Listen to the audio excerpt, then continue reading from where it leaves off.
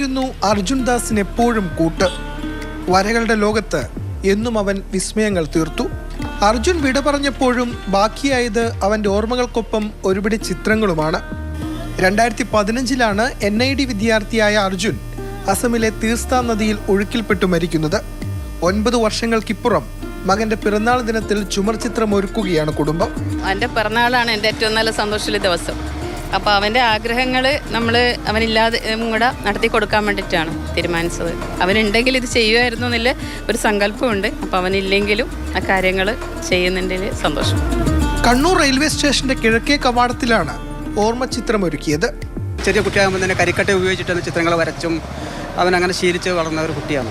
അപ്പോൾ ആ രീതിയിൽ അവൻ വളർന്ന് NIDയിലപ്പോൾ പോയപ്പോൾ ഇതുമാതിരി കുറേ ചുമർ ചിത്രങ്ങൾ അവൻ്റെ ഫ്രണ്ട്സും അവരെ കൂടിയിട്ട് ഒരുപാട് രാജ്യത്തിൻ്റെ പല ഭാഗങ്ങളായിരുന്നു നമ്മുടെ ഇന്ത്യയിൽ തന്നെ ഒരുപാട് ഭാഗങ്ങൾ ചെയ്തിട്ടുണ്ട്.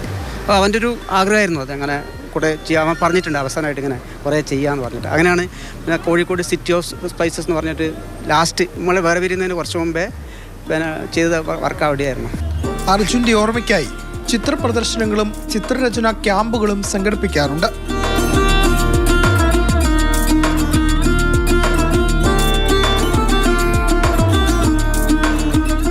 മാതൃഭൂമി ന്യൂസ് കണ്ണൂർ. ഫെലിക്സ് ചേരുന്നു ഒപ്പം. Good morning Felix. ആ അച്ഛനും അമ്മയ്ക്കും എങ്ങനെയാണ് ഇങ്ങനെ സംസാരിക്കാൻ കഴിയുന്നതെന്ന് ഞാൻ ആലോചിക്കുകയായിരുന്നു.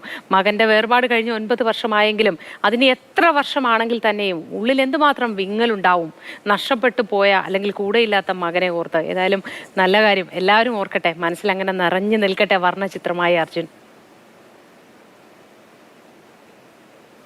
വലിയൊരു ചിത്രകാരനാകാൻ ആഗ്രഹിച്ച് അതിനായി സ്വപ്നം കണ്ട് പ്രയത്നിച്ച് കഠിനാധ്വാനം ചെയ്ത് മുന്നോട്ട് പോകുന്നതിനിടയിലാണ് അർജുൻ ദാസിന് ഈ ലോകത്തോട് തന്നെ വിട പറയേണ്ടി വന്നത്. 2015 ആ സംഭവം. NIDയിൽ പഠിക്കുന്ന ഒരു വിദ്യാർത്ഥിയായിരുന്നു അർജുൻ.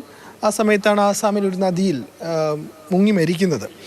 പിന്നെ അതിനുശേഷം ഈ അർജുൻ്റെ ഓർമ്മ ദിനത്തിൽ, പിറന്നാൾ ദിനത്തിൽ അവർ ഈ അർജുൻ്റെ മാതാപിതാക്കളായ കരുണാദാസും ഒപ്പം തന്നെ മോഹൻദാസും എന്തെങ്കിലുമൊക്കെ ചിത്രരചന ക്യാമ്പുകൾ, ചിത്ര പ്രദർശനങ്ങളൊക്കെ തന്നെ സംഘടിപ്പിക്കുമായിരുന്നു. അങ്ങനെയാണ് 9ാം വർഷത്തിലേക്ക് എത്തുമ്പോൾ ഒരു ചുമർ ചിത്രം തന്നെ വരയ്ക്കാൻ തീരുമാനിക്കുന്നത്. അങ്ങനെയാണ് കണ്ണൂർ റെയിൽവേ സ്റ്റേഷൻ്റെ കിഴക്കേ കവാടത്തിലെ ഒരു ചുമരിൽ ഇത്തരത്തിലുള്ള ചുമർ ചിത്രങ്ങൾ, അർജുൻ്റെ ചിത്രങ്ങളും മറ്റു ചിത്രങ്ങളും ഒക്കെ തന്നെ വരച്ച് അവനൊരു ട്രിബ്യൂട്ട് നൽകുക, ഒരു ആദരം നൽകുക എന്നൊരു തീരുമാനത്തിലേക്ക് അവൻ്റെ മാതാപിതാക്കൾ പോയത് എന്നതാണ്.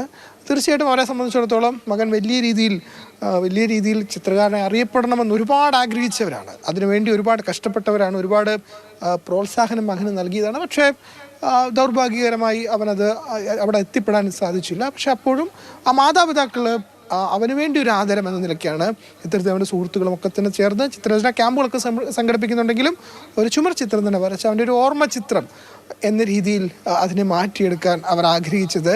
അതിൻ്റെ ഒരു പൂർത്തീകരണം തന്നെയാണ് നമുക്ക് കഴിഞ്ഞ ദിവസം കണ്ണൂരിൽ കാണാൻ കഴിഞ്ഞത്. തീർച്ചയായിട്ടും അർജുനെ പോലെയുള്ള ഒരുപാട് ചിത്രകാരന്മാർക്ക് വളർന്നു വരാനൊരു പ്രോത്സാഹനം കൂടിയായി. ശരിക്കും ശരി.